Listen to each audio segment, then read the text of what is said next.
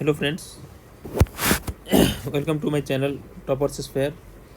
और आज last day है आप लोग की प्रिपरेशन का। होप सभी ने जो भी करना था वो हो चुका है, ठीक है। और जो मेरा पर्सनल एक्सपीरियंस है, सो एग्ज़ाम में जो चीज़ें होती हैं, आपका प्रिपरेशन पहला फर्स्ट थिंग है और एग्ज़ाम अटैम्प्ट करने का स्ट्रेटजी सेकेंड थिंग है। एक्चुअली ये थोड़ा मैं लेट बता रहा हूँ। ये एक्चुअली इनकी प्रैक्टिस हम टेस्ट सीरीज़ में ही कर लेते हैं, ताकि टेस्ट में कई बार इसकी रेगुलर प्रैक्टिस करने के बाद हमें एग्ज़ाम में हम इसके यूजुअल हो जाते कि हमें ऐसे ही करना चाहिए।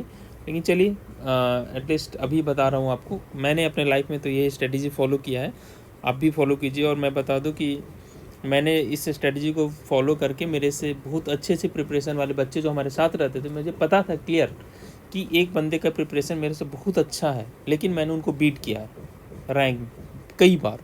रीज़न यही था कि मुझे ये पता था कि पेपर को कैसे अटैम्प्ट करते हैं। मैं भी आपसे वही शेयर कर रहा हूँ कि पेपर को मैं कैसे अटैम्प्ट करता था, ठीक है। तो आपका जो ये पेपर का पैटर्न है, इंग्लिश 20 मार्क्स के आने वाले हैं। 20 questions English, 15 reasoning, 15 mental ability and 10 GK, और 30 फिजिक्स, 30 मैथ्स। नेगेटिव मार्किंग होनी नहीं। 120 मिनट्स टाइम है, 1 मिनट में एक क्वेश्चन करना है आपको, ठीक है। तो इसमें हमसे सबसे पहले हमें जीके अटैम्प्ट करना चाहिए मेरे ख्याल से, क्योंकि जीके एक ऐसा है जो आता है आता, नहीं आता नहीं आता, हमें सोचने की ज़रूरत नहीं। अगर आता है तो मेरे ख्याल से क्वेश्चन पढ़ने और उसको टिक करने में 10 to 15 सेकेंड्स इनफ है ना। तो सबसे पहले हमें इसको टिक कर लेना चाहिए जीके को।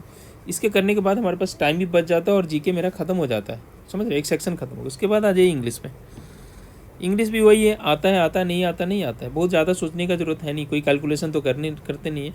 तो सेकेंड में मेरे ख्याल से आपको करना चाहिए इंग्लिश अटैम्प्ट। अब मेरा 20 और 10 30, मतलब पेपर का 25% हम लोग कर चुके हैं। और इसमें टाइम कितना लगेगा? 20 प्लस 30 में मैं मान के चलता हूँ, चलो एक में 20 सेकेंड लगा लेते हैं, तो 30 क्वेश्चंस में 600 सेकेंड्स, मतलब 10 मिनट्स में आपने ये 30 क्वेश्चंस कर लिए। अब आपके पास 90 क्वेश्चंस रिमेनिंग है, इसमें जितने भी हुए कर लिए, मतलब ये सेक्शन में अपना ख़त्म हो गया। अब उसके बाद आते reasoning, mental ability, physics, maths. अब इसमें आप देख लो कि आपका कौन सा पोर्शन स्ट्रांग है, हमें उसको पहले शुरू करना चाहिए। जो स्ट्रांग नहीं है उसको बाद में शुरू करना चाहिए, ठीक है। मैं आपको सजेस्ट करूँगा कि मैथ्स कभी भी पहले मत करो, इसको लास्ट में करो, क्योंकि मैथ्स ना टाइम टेकिंग होता है और टाइम अपने पास कम होता है। तो कभी ऐसा ना हो एग्ज़ाम में कि आपके कुछ ऐसे क्वेश्चंस थे, इजी थे और आपने देखे ही नहीं, क्योंकि मैथ आपका टाइम लेके चला गया। तो ये सब नहीं होना चाहिए। हमें इजी क्वेश्चंस पहले करने हैं और डिफ़िकल्ट क्वेश्चन बाद में। तो मैथ्स हम बाद में ही करते हैं, ठीक है। फिजिक्स में भी कुछ क्वेश्चंस होते हैं डायरेक्टली टिक वगैरह करने वाले, तो ये भी आपका टाइम सेव करेगा।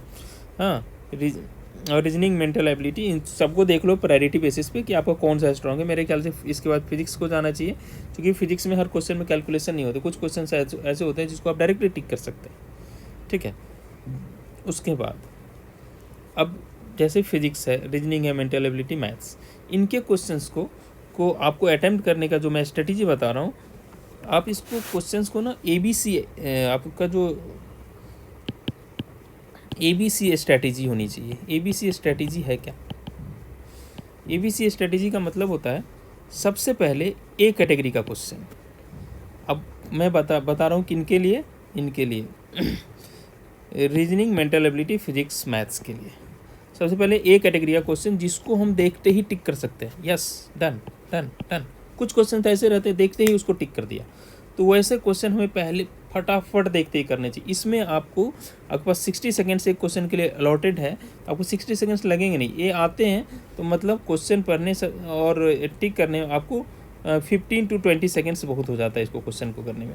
तो ऐसे क्वेश्चंस, चाहे वो रीजनिंग का हो, मेंटल एबिलिटी का हो, मैथ्स का हो, फिजिक्स का हो, उसको पहले कर लिया। साथ में जैसे हम क्वेश्चंस कर रहे तो क्वेश्चन पढ़ भी रहे होंगे। जब आप क्वेश्चन पढ़ रहे हो तो उसी समय हम बी कैटेगरी और सी कैटेगरी के क्वेश्चंस का डिसीजन कर लेते हैं। बी कैटेगरी के क्वेश्चंस कैसे होते हैं? वैसे क्वेश्चन जो हम कर सकते हैं, मैथ्स में कोई टॉपिक है जो कर सकते हैं लेकिन टाइम टेकिंग है ना, तो उसके ऊपर हम लोग क्या करते हैं, ऐसा एक सर्कल लगा दो, एक सर्कल लगा दो। वैसे सारे क्वेश्चंस को मैंने सर्कल लगा दिया है। देखो 15 to 20 सेकेंड्स में क्वेश्चन अटैम्प्ट कर रहे हैं, है ना। जो नहीं आ रहा है और हमें लगता है हम कर सकते हैं, थोड़ा टाइम टेकिंग है, उसको उस समय नहीं किया। क्यों नहीं किया? क्योंकि हमें इजी क्वेश्चंस पहले करने। फिर मैं बता रहा हूँ, ऐसा ना हो जाए कि कोई क्वेश्चन आता है और टाइम नहीं मिला, उसको देख नहीं पाए, तो ये चीज़ें नहीं होनी चाहिए। इसलिए पहले मैं ए कैटेगरी के क्वेश्चन को कर रहा हूँ, बी कैटेगरी के क्वेश्चन जिसे मैं कर सकता हूँ, टाइम टेकिंग है, उसमें सर्कल लगा रहा हूँ, और थर्ड कैटेगरी का क्वेश्चन जो मुझे बिल्कुल भी नहीं पता, उस टॉपिक को मैंने आज तक पढ़ा ही नहीं, तो वैसे कैटेगरी के क्वेश्चन को मैं उसी क्वेश्चन के सामने क्रॉस मार्क लगा देना है। क्वेश्चन के सामने आपको क्रॉस मार्क लगा देना है, ठीक है। या एक पेज ले लो, उस पर क्वेश्चन नंबर लिख के वहाँ पर सर्कल लगाओ और वहाँ पर क्रॉस मार्क लगा दो, और उनको टिक कर लिया। अब जैसे ही एक कैटेगरी का क्वेश्चन फिनिश हो गया है, हमने इंग्लिश भी कर लिया, जीके भी कर लिया, काफ़ी टाइम हमने सेव कर लिया अभी तक। अब हमें थोड़ा स्पीड को स्लो करना है। क्यों? क्योंकि इजी क्वेश्चन हमने कर लिए हैं। अब हमारे पास जो क्वेश्चन है वो या तो लेंदी है या तो हमें आता ही नहीं है। अब इस क्वेश्चन को जल्दीबाजी में करेंगे तो नेगेटिव का चांसेस रहता है। नेगेटिव तो रहता नहीं है, मतलब गलती होने का चांसेस रहता है। तो आप क्या करो, बी कैटेगरी के क्वेश्चंस को आराम से ऑप्ट करो, थोड़ा स्लो, और उसको ट्राई करो अच्छे से। और जैसे ही आपको थोड़ा भी अगर क्वेश्चन में शक हो गया कि ये क्वेश्चन मेरे से नहीं हो सकता, मैं गलती समझ लिया था, क्योंकि आपने बहुत जल्दी डिसीजन किया था, इसको सर्कल लगाया था, उस समय हो सकता है आपने गलत डिसाइड कर लिया था, आप क्वेश्चन को समझ नहीं पाए थे और क्वेश्चन डिफिकल्ट है, तो क्वेश्चन को तुरंत क्रॉस मार्क किया, है ना। उस क्वेश्चन को आप किसी क्वेश्चन को दोबारा अटेम्प्ट नहीं करना, है ना। एक बार नहीं हुआ तो छोड़ दीजिए, आप उसको क्रॉस कर दो। इस तरह को जो आपको लगा था हो जाएगा, नहीं होना है, क्रॉस किया, फिर आगे बढ़ा, तो सर्कल वाले क्वेश्चंस को पहले निपटा देंगे।